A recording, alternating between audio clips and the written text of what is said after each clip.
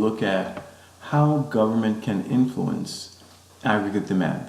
Okay, so basically we were talking about how government policy can influence consumption, right? And remembering that our national income, Y is equal to C plus I plus G plus NX, right? And these are also the components of aggregate demand, right? So we know that inside of aggregate demand, we'll have consumer spending, investment spending, government expenditures, and net exports. Okay, so this is what foreigners will demand of our goods or services, government, investment spending from firms, and consumer spending.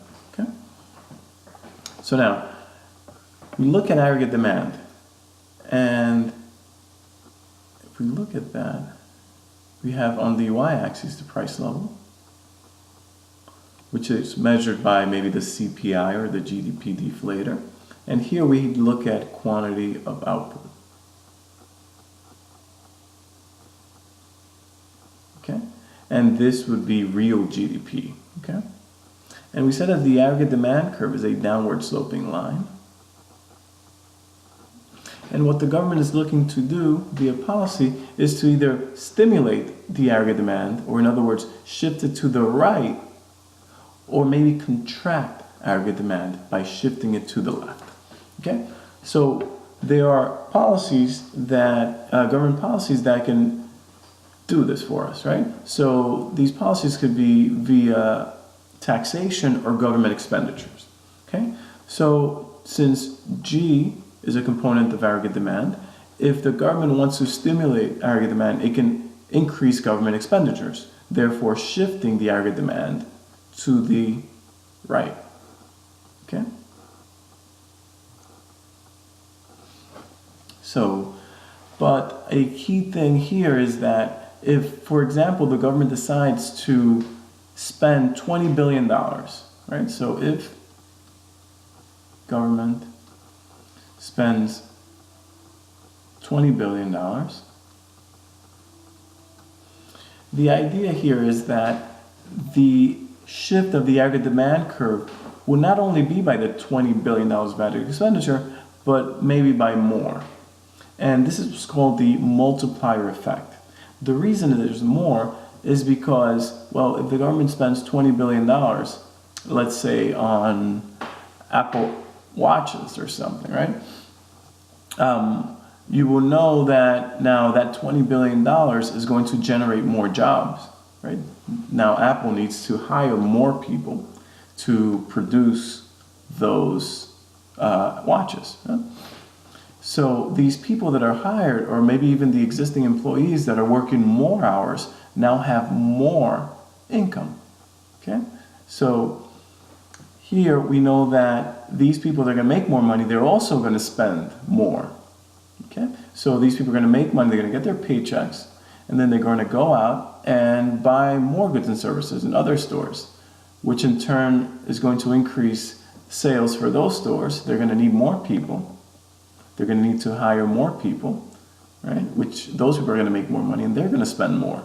So you can see that it's going to have sort of a domino effect, right? And that is the multiplier effect.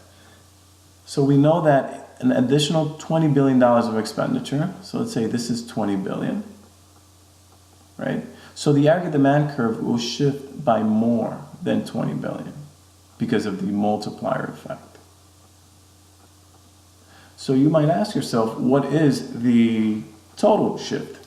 So one way to look, well, the way to look at it is by calculating the spending multiplier.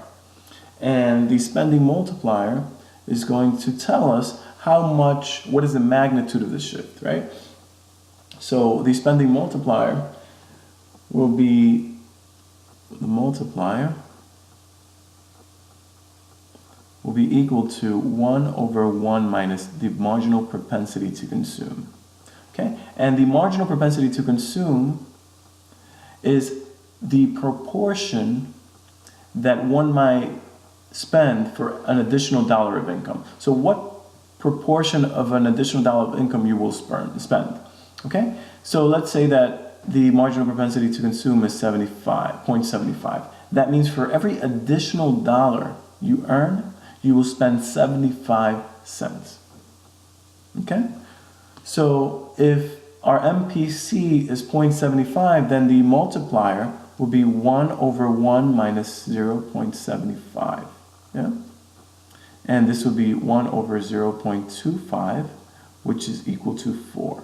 Okay? So the multiplier is 4 times the expenditure. So in our example of $20 billion of additional government expenditures, will shift the aggregate demand curve by 4 times that, right? So the total shift of the aggregate demand curve will be 4 times 20 billion,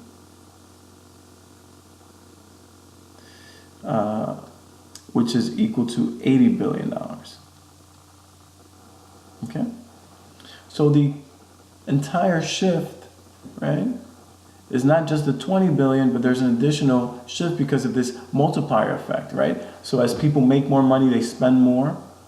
Where they spend that money, they need to hire more people. They'll make more money, they'll spend more, and so on and so forth. Okay? So we calculate the size of the size of the shift or the magnitude by multiplying the expenditure by the multiplier, which in our case is 80 billion, right? So the larger the marginal propensity to consume, the larger the multiplier effect. So for example, if my MPC is larger than 0.75, so let's say it's 0.90, so MPC equals 0.90, which means that for every additional dollar we make, we spend 90 cents, or 90 cents of it, yeah? Our multiplier would be 1 over 1 minus 0.90, right? Which would be equal to 1 over 0.10, which is equal to 10, right? So now the magnitude of the shift will be 10 times the expenditure amount, right? So if we have a $20 billion expenditure times 10, that would increase the aggregate demand curve by 200 billion, right? Which would be the multiplier times the expenditure amount, okay?